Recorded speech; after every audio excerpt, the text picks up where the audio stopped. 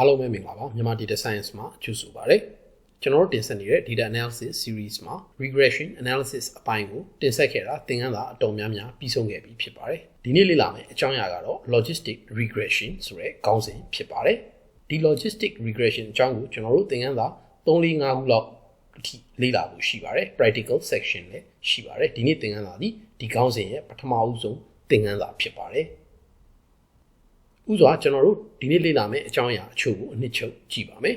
ကျွန်တော်တို့တောက်လျှောက်လေ့လာနေတာဒီ supervised learning ဖြစ်ပါတယ်เนาะဒီ machine learning မှာ supervised နဲ့ unsupervised ဆိုပြီး learning နှစ်ခုရှိတာကိုကျွန်တော်တင်ပြပြီးဖြစ်ပါတယ်ကျွန်တော်တို့လေ့လာနေတာဒီ supervised learning ဖြစ်ပါတယ်ပုံမှန်တိကျအောင်ပြောမယ်ဆိုရင်ပြီးခဲ့တဲ့သင်ခန်းစာတွေမှာကျွန်တော်တို့တောက်လျှောက်လေ့လာခဲ့တဲ့ regression ဒီ supervised approach ဖြစ်ပါတယ်เนาะဒီနေ့သင်ခန်းစာဒီလည်းဒီ supervised learning အကြောင်းကိုပဲပုံမှန်နားလည်ဖို့ကျွန်တော်တို့ရည်ရွယ်ပါတယ်အဲ့ဒီနောက်မှာတော့ဒီနေ့ topic ဖြစ်တဲ့เนาะဒီ logistic regression ဘာလဲဆိုတဲ့ concept ကိုကျွန်တော်တို့ introduce လုပ်ပြီးမှာဖြစ်ပါတယ်เนาะအကျိုးသဘောကျွန်တော်တို့တင်ပြမယ်အဲ့လိုတင်ပြတဲ့အခါမှာ logistic regression ဒီ classification technique ဖြစ်ပါတယ်เนาะအဲ့ဒီအတွက်ကျွန်တော်တို့ဒီ classification ဆိုတာဘာလဲเนาะဒီ classification ဆိုတဲ့အကြောင်းအရာရဲ့ idea ပေါ့เนาะသူ့ရဲ့သဘောတဘာဝ idea ကိုကျွန်တော်တို့တင်ပြမှာဖြစ်ပါတယ်နောက်ဆုံးမှာတော့ထုံးစံအတိုင်းကျွန်တော်တို့ logistic regression ရဲ့သင်္ချာပေါ့နော်ဒီသင်္ချာ formula ကျွန်တော်ပြီးပါမယ်သင်္ချာ formula ကိုတင်ပြရမှာကျွန်တော် formula အတိုင်းပဲတင်ပြမှာဖြစ်ပါတယ်တွက်ထုတ်တဲ့ derivation တွေကိုထည့်သွင်းရှင်းလင်းမှာမဟုတ်ပါဘူးเนาะ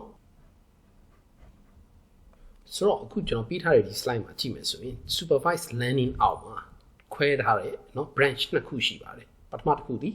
regression ဖြစ်ပါတယ်ဒုတိယတစ်ခုဒီเนาะ classification ဖြစ်ပါတယ်ဆိုတော့ဒီနှစ်ခုဒီ supervised learning အောက်မှာရှိပါတယ်ဒါကိုကျွန်တော်တို့သဘောပေါက်ဖို့လိုပါတယ်တခါ regression အောက်မှာ simple linear regression เนาะ multiple linear regression နဲ့ polynomial regression ဆိုတဲ့ဒီ regression ၃မျိုးကိုကျွန်တော်တို့သင်ခန်းစာတော်တော်များများလေ့ကျင့်ခန်းအနေနဲ့ပါလေ့လာခဲ့ပြီးဖြစ်ပါတယ်เนาะဒါအပြင်ဘယ်လိုမျိုးဒီ regression တွေမှာဘယ် model ကတော့ဖြစ်အကောင်းဆုံးဖြစ်တယ်ဆိုတဲ့ဒီ evaluate လုပ်တာပေါ့เนาะဒီ model evaluation အကြောင်းကိုလည်းကျွန်တော်တို့တင်ဆက်ပြီးဖြစ်ပါတယ်ဆိုတော့ဒီဟာဒီ regression နည်းစနစ်ဖြစ်ပါတယ်เนาะဒီနေ့ကျွန်တော်တို့လေ့လာမယ် logistic regression ကြတော့သူက classification ဖြစ်ပါတယ်เนาะသူဒီ regression မဟုတ်ပါဘူးဒီနေရာမှာအထူးသတိပြုရမှာ logistic regression မှာ regression ဆိုတဲ့စကားလုံးပါနေတော့ညားတယ်သူဒီ regression မဟုတ်ပါဘူးเนาะဒီအချက်ကိုသဘောပေါက်ဖို့လိုပါတယ်ဘာကြောင့်လဲဆိုတော့ logistic regression ဒီ classification technique ဖြစ်ပါတယ်သူဒီ classification အောက်မှာဖြစ်ပါတယ် supervised learning ဖြစ်ပါတယ်သို့ပေမဲ့သူဒီ classification ဖြစ်ပါတယ် regression မဟုတ်ပါဘူးเนาะဒီ regression ဆိုတဲ့စကားလုံးပါလိုက်ဒါဒီ regression analysis မဟုတ်ဘူးဆိုတာကိုမှတ်ထားစီလိုပါတယ်အခုဆက်လက်ပြီး logistic regression ဘာလဲကျွန်တော်တို့မလေ့လာမီ classification ဘာလဲဆိုတာကိုအနည်းငယ်ကျွန်တော်တင်ပြလိုပါတယ် regression ကတော့ကျွန်တော်တို့ရှင်းလင်းပြီးဖြစ်ပါတယ်เนาะ regression ဆိုတာ variable နှစ်ခုဒါမှမဟုတ် variable နှစ်ခုရက်ပို့တဲ့အကြောင်းအရာเนาะဒီ multiple မှာဆိုရင်နှစ်ခုရက်ပို့တဲ့ variables တွေနဲ့တခြား variables တွေနဲ့ဘယ်လိုပုံစံမျိုး relationship ရှိလဲဆိုတာကိုကျွန်တော်တို့စိတ်ဝင်စားရင်ဒါဒီ regression ဖြစ်ပါတယ်เนาะအခု classification ဘာလဲလေ့လာကြည့်ပါမယ်ဆိုတော့ classification ဘာလဲเนาะ classification ဆိုဒီမှာတဲ့ process of categorizing เนาะဒီစကားလုံးအရေးကြီးပါတယ်เนาะ process of categorizing a given set of data into classes เนาะဒီ classes ဆိုတာလည်းအရေးကြီးပါတယ်เนาะသူကဘာလုပ်တာလဲဆို categorize လုပ်လိုက်တာပါclassification ဆိုတာဒီ categorize ဆိုတာအုပ်စုဖွဲ့လိုက်တာเนาะ a given set of data ကိုမှပေးထားတဲ့ data တွေကိုကျွန်တော်တို့အုပ်စုဖွဲ့လိုက်တာတဲ့ into classes တဲ့เนาะဒီကြအဖွဲ့ခွဲတွေအနေနဲ့ကျွန်တော်တို့အုပ်စုဖွဲ့လိုက်တာဖြစ်ပါတယ်เนาะအခုဒီအောက်မှာဥပမာနဲ့ကြည့်ရင်ပိုရှင်းပါတယ်ဒီ candidate ဆိုတာတော့ဆိုကြပါစို့ကျွန်တော်တို့ဒါအလုပ်လျှောက်တာပေါ့เนาะဒါအလုပ်လျှောက်တဲ့လျှောက်ပါပေါ့เนาะအလုပ်လျှောက်တဲ့လျှောက်ပါလေကျွန်တော်တို့မှာအများကြီးရှိတယ်ဒီအလုပ်လျှောက်တဲ့လူတွေကိုကျွန်တော်တို့ candidate ဆိုခေါ်တယ်ဆိုရင်သူတို့မှာအမည်ရှိမယ်တခါသူတို့ရဲ့ gender ရှိမယ် salary နောက်ပညာရေးအစရှိတဲ့အချက်လက်တွေအများကြီးရှိမယ်အဲ့ဒီ candidate တွေဆိုကြပါစို့ကျွန်တော်တို့မှာအဲ့ဒီ candidate တွေရောက်100ရှိမယ်200ရှိမယ်เนาะ1000ရှိမယ်2000ရှိမယ်အဲ့ဒီအထက်ကမှာဘယ် candidate ကတော့ဖြစ်ဒီအလုပ်အတွက် qualify ဖြစ်တယ်ဘယ် candidate ကတော့ဖြစ် qualify မဖြစ်ဘူးเนาะဒီထက်ကနေတယောက်ကိုဆွဲထုတ်မယ်ဒီကောင်ကြီး qualify ဖြစ်တယ်သူဒီ qualify မဖြစ်ဘူးတခါသူဒီ qualify ဖြစ်တယ်သူဒီ qualify မဖြစ်ဘူးနောက်တစ်ယောက်ဒီ qualify မဖြစ်ဘူးအဲ့လိုမျိုးပေါ့เนาะကျွန်တော်တို့ given set of data တွေက data တွေကိုအုပ်စုခွဲလိုက်တာเนาะဒါဒီ class တွေပါဒီမှာဆိုရင် class နှစ်ခုရှိတယ် qualified class နဲ့ not qualified class အဲ့လိုမျိုး classify လုပ်လိုက်တာ နော်ဒီ class တွေ classify လုပ်လိုက်ခြင်းကိုကျွန်တော်တို့ classification ကိုခေါ်ပါတယ်နော်ဒီလိုဆိုရင် classification ဘာလဲဆိုတာရှင်းပြီလို့ကျွန်တော်ယူဆပါတယ်ဆိုတော့ဒီနေရာမှာ binary နဲ့ multi class ဆိုတဲ့အကြောင်းကိုကျွန်တော်အနည်းငယ်တင်ပြလိုပါတယ်နော် binary ဆိုတာ0 1နော်ကျွန်တော် computer နဲ့ရင်းနှီးပြီးသားသူတွေသိပါတယ် binary ဆိုတာ0 or 1ဖြစ်ပါတယ်နော်2 option ပဲရှိတယ် yes or no 0 or 1နော်သူမှာ2 option ပဲရှိတယ်ဆိုတော့ multi class ဆိုတာကြတော့ more than 2 option နော်နှစ်ခုတည်းပို့သွားပြီနော်ဒီကောင်ဒီ more than 2 option ဆိုတော့ဒါမျိုးတွေဆိုရင်ကျွန်တော်တို့ multi class လို့ခေါ်ပါတယ်ဆိုတော့ classification လုပ်တဲ့နေရာမှာတဲ့အခုနပြီးခဲ့တဲ့ဥပမာမှာကျွန်တော်ပြောခဲ့သလိုဒီအလုပ်လျှောက်တယ်ပေါ့ဒီ candidate တူဒီ qualify ဖြစ်တယ် qualify မဖြစ်ဘူးဆိုတော့စိတ်ဝင်စားမှုမျိုးဒီသူက0 1 yes no ပါနော်ဒါဒီ0 1 yes no ပုံစံမျိုးပါဒါမျိုးကို binary class လို့ကျွန်တော်တို့ခေါ်ရမှာဖြစ်ပါတယ်ဒါပေမဲ့ image လိုဟာမျိုးเนาะဓာတ်ပုံတွေကိုကျွန်တော်တို့ classify လုပ်မယ်ဆိုရင်ကျွန်တော်တို့မှာဓာတ်ပုံတွေအများကြီးရှိတယ်เนาะဓာတ်ပုံတွေ1000ကျော်ရှိမယ်အဲ့ထဲမှာကျွန်တော်ဆွဲထုတ်ပြီးဘယ်ပုံကတော့ဖြင့်ခွေးပုံဖြစ်တယ်ဘယ်ပုံကတော့ဖြင့် cat ပုံဖြစ်တယ်တခါနောက်ဘယ်ပုံကတော့ဖြင့်လူပုံဖြစ်တယ်เนาะ human လူပုံဖြစ်တယ်ဆိုတော့ classification ကြတော့သူက more than 2 option ဖြစ်တဲ့အတွက်ကျွန်တော်တို့အဲ့လိုမျိုး classification မျိုးကို multi class လို့ခေါ်ပါတယ်အခု classification ပါလဲเนาะ binary နဲ့ multi class ဘာကွာခြားလဲဆိုတာသဘောပေါက်ရင်ကျွန်တော်တို့ logistic regression ဒီပါလဲဆိုတာလေ့လာပါမယ်เนาะ logistic regression ဒီ binary ဖြစ်ပါတယ်ဒီအတွက်ကျွန်တော်တို့ဒီ0လား1လားဒီနှစ်ခုကိုပဲကျွန်တော်တို့အဓိကစိတ်ဝင်စားတာဖြစ်ပါတယ်เนาะ something will happen or not เนาะ so yes or no ကျွန်တော်တို့စိတ်ဝင်စားတာဒီ yes or no binary ဖြစ်ပါတယ်เนาะ0 or 1ဖြစ်ပါတယ်ဆိုတော့ဆိုကြပါစို့အခုဒီမှာပေးထားတဲ့ graph ကိုကျွန်တော်တို့ကြည့်မယ်ဆိုရင်number of months study เนาะဒီ h ဝင်ယူဒီစုစုပေါင်းလေ့လာတဲ့ကြာချိန်ပေါ့เนาะ months နောက်က y ဝင်ယူကြတော့ chances of passing the exam เนาะဒီစာမှုပဲအောင်ဖို့အခွင့်အရေးပေါ့ဒီမှာကြတော့စုစုပေါင်းဘယ်နှလားစာလုပ်လဲဆိုတဲ့အချက်လက်ပေါ့เนาะဆိုတော့အဲ့နှစ်ခုဒီ h ဝင်ယူဆိုကြပါစို့ကျွန်တော်တို့ဒီစာမှုပဲတစ်ခုဖြစ်တယ်ဒီစာမှုပဲဒီဆိုကြပါစို့ဒီ PMP လို့စာမှုပဲမျိုးเนาะဒီ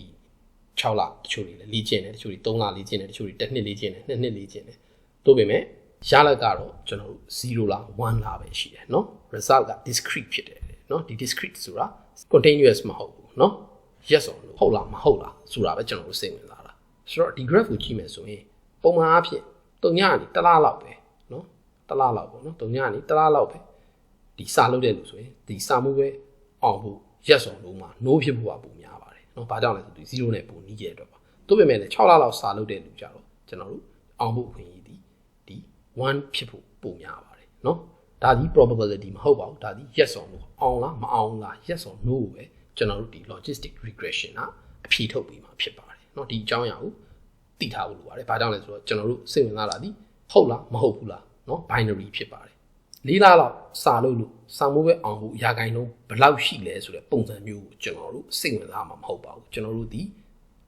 အတွက် data point ကိုကြည့်မယ်ဆိုရင်ကျွန်တော်တို့ data point တွေဒီ0နဲ့1မှာပဲရှိပါတယ်เนาะဒီအနက်ရောင်ချဲထားတာဒီ data point တွေဖြစ်ပါတယ်ဒီကြားထဲမှာဘာ data point မှမရှိပါဘူးเนาะအခုကျွန်တော်ထောက်လိုက်သလိုမျိုးကျွန်တော်တို့စိတ်ဝင်စားတာမဟုတ်ပါဘူးဒါဒီလိုမျိုး data point ကျွန်တော်တို့မှမရှိဘူးကျွန်တော်တို့ဒီအောင်ရင်အောင်တယ်မအောင်ရင်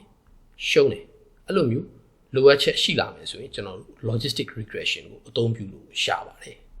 ဥပမာအသုံးတွေအများကြီးရှိပါတယ်ကျွန်တော်အထက်မှာတင်ပြခဲ့သလိုအလုပ်လျှောက်တယ်เนาะအလုပ်လျှောက်သွားတယ်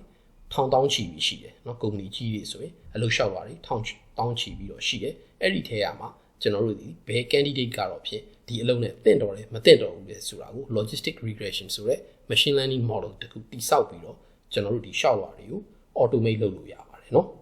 ရွေးထုတ်ပြီးတော့စစ်ထုတ်ယူလို့ရပါတယ်ဒါမျိုးအသုံးနဲ့လက်တွေမှာအသုံးပြုတာရှိပါတယ်နောက်တစ်ခါအခုနပြောတဲ့ဒီ image တွေပေါ့ဒီ image ကြီးခွေးရုပ်ဟုတ်မဟုတ်เนาะ yes or no ဒါမှမဟုတ်ဘယ် image တခြား multi class เนาะတခြား multi class ဆိုရင်ဒါခွေးလားကြောင်လားဒါမှမဟုတ်လူပုံလားဘာပါလဲအဲ့လိုမျိုး multi class ပုံစံမျိုးလဲလုပ်လို့ရပါတယ်ဒါပေမဲ့ကျွန်တော်တို့ဒီနေ့ binary တစ်မျိုးကိုပဲကျွန်တော်တို့လေ့လာမှာဖြစ်ပါတယ်เนาะဒီအတွက် yes နဲ့ no ကိုပဲကျွန်တော်တို့စိတ်ဝင်စားတာဖြစ်ပါတယ်အခုသူ့ရဲ့သင်္ချာပုံသင်နည်းကိုကျွန်တော်တို့လေ့လာကြည့်ပါမယ်ဒါက simple linear regression ကျွန်တော်တို့သိပြီးသား SLR ရဲ့ပုံသင်နည်းဖြစ်ပါတယ်เนาะ B1 နဲ့ H မြှောက်ထားတာကို B0 နဲ့ပေါင်းတာပါเนาะဒါဒီ target variable y ရတယ်ဆိုတော့ logistic regression ဒီလေထိုနည်းအတိုင်းပဲဖြစ်ပါတယ်ကျွန်တော်တို့ y ကိုလိုချင်တယ်ဆိုရင်သူက1 by 1 minus e to the power ဆိုပြီးတော့မှ ဒီ minus ယူထားတဲ့ဒီဘက်ကအပိုင်းပဲဖြစ်ပါတယ်เนาะဒီသင်္ချာပုံတွေနီးဘလို့ရလဲဆိုတာကို derivation လုပ်ထားတဲ့ဆောင်းပါးတွေရှိပါတယ် online မှာရှာဖွေဖတ်ကြည့်လို့ရပါတယ် Wikipedia မှာကိုယ်တိုင်သွားရောက်ပြီးတော့ရှာဖွေပြီးတော့ logistic regression နဲ့ mathematical formula ဆိုရိုက်ထည့်ရင်လည်းစိတ်ဝင်စားတဲ့လူတွေဆက်လက်လေ့လာလို့ရပါတယ်ကျွန်တော်အနေနဲ့ဒီ formula derivation လုပ်တာကိုအချိန်တစ်ခုယူပြီးတော့ရှင်းလင်းမှာမဟုတ်ပါဘူးဘာကြောင့်လဲဆိုတော့ကျွန်တော်တို့ဒီ data analysis ကိုစိတ်ဝင်စားတာဖြစ်ပါတယ်เนาะသူနောက်ွယ်မှာဖြစ်ပျက်နေတဲ့ဒီ linear algebra လို့သင်္ချာရမျိုးကိုစိတ်ဝင်စားသူတွေအနေနဲ့တည်တံ့လေ့လာဖို့ကျွန်တော်အကြံပြုလိုပါတယ်ဒီနေ့တင်ဆက်ခဲ့တာကိုကျွန်တော်ညီကုန်းချုပ်ပါမယ်ကျွန်တော်တို့ supervised learning approach เนาะဘာလဲဆိုတာတင်ပြခဲ့ပါတယ် machine learning မှာ supervised နဲ့ unsupervised နှစ်ခုရှိတယ်တခါ supervised အောက်မှာ regression နဲ့ classification ဆိုပြီးနှစ်ခုရှိတယ် logistic regression ဒီ classification အောက်မှာရှိပါတယ်เนาะ regression အောက်မှာမဟုတ်ပါဘူး classification ပါလဲเนาะကျွန်တော်တင်ပြခဲ့တယ်တခါ logistic regression ဒီ classification လို့ခေါ်တဲ့ပြဿနာပေါ့ဒီ classification ပြဿနာတွေကိုဘယ်လိုမျိုးဖြေရှင်းဖို့ရနိုင်လဲဆိုတာကိုကျွန်တော်တင်ဆက်ခဲ့ပါတယ်ဥပမာအနေနဲ့ image တွေကိုကျွန်တော်တို့ classify လုပ်လို့ရတယ်ဒါမျိုး image တွေကို classify လုပ်ခြင်းဒီ multi class လို့ခေါ်ပြီးတော့တခါ yes or no เนาะဒီလူဒီစာမိုးပဲအောင်မဲ့လူလားကြားမဲ့လူလားဒါမှမဟုတ်ဒီဝန်ထမ်းဒီเนาะဒီအလုပ်အတွက်တင့်တော်လားမတင့်တော်ဘူးလားဆိုတဲ့ yes or no မိကုံမျိုးကိုကျွန်တော်တို့ဖြေဆိုဖို့လိုအပ်ပြီဆိုရင်အဲ့ဒီလိုမျိုး classification problem တွေအတွက် logistic regression ကိုအသုံးပြုလို့ရပါတယ်เนาะတခါ binary logistic regression ပါလဲကျွန်တော်တင်ပြခဲ့တယ်လို့သူ့ရဲ့သင်္ချာပုံတွေနည်းနဲ့เนาะသူ့ရဲ့အသုံးဥပမာကိုလည်းကျွန်တော်တင်ဆက်ခဲ့ပါတယ်နောက်လာမယ့်သင်ခန်းစာမှာကျွန်တော်တို့ logistic regression ကိုဒီရက်ပို့ပြီးလေ့လာမှာဖြစ်ပါတယ်အားလုံးရွှေလန်းချမ်းမြေကြပါစေ